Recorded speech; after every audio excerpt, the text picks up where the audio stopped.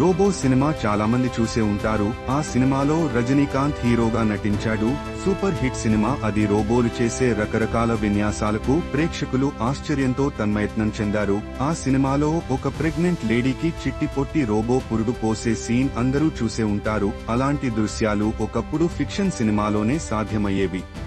కానీ ఇక నుంచి నిజ జీవితంలో కూడా చూడొచ్చు. ఆధునిక వైద్య రంగంలో ఆర్టిఫిషియల్ ఇంటెలిజెంట్ ఏఐ పాత్ర రోజురోజుకు పెరిగిపోతుంది. అన్ని రకాల ట్రీట్మెంట్లలో ప్రస్తుతం ఏఐని వాడుతున్నారు. ఇప్పుడు సాంప్రదాయ వైద్య విధానాలకు స్వస్తి పలికి పూర్తిగా ఏఐ టెక్నాలజీతోనే నడిచే ప్రపంచంలో మొదటి హాస్పిటల్ అందుబాటులోకి వచ్చింది. చైనాలో ఏజెంట్ పేరుతో ప్రారంభించిన ఈ హాస్పిటల్లో చాట్ జిపిటి 3.5 టెక్నాలజీని ఉపయోగించుకుని రోబోలే ట్రీట్మెంట్ చేసేస్తాయి.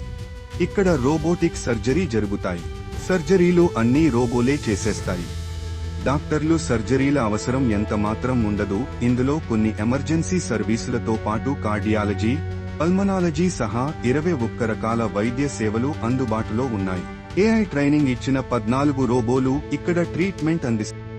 డాక్టర్లే కాదు, నర్సులు, రిసెప్షనిస్టులు, అసలు మానవ మాత్రులు ఎవరు ఇక్కడ ఉండరు. హాస్పిటల్లో అడ్మిట్ అయిన దగ్గర నుంచి డిశ్చార్జ్ అయ్యేంత వరకు అన్ని రోబోలే చూసుకుంటాయి. ఎమర్జెన్సీ, హార్ట్ అటాక్, పెరాలసిస్ కేసులకు సైతం రోబోలే చికిత్స చేస్తాయి. ప్రస్తుతం ఈ హాస్పిటల్లో రోజుకి 3,000 కంటే ఎక్కువ మంది పేషెంట్లకు చికిత్స అందించేలా ప్లాన్ చేశారు.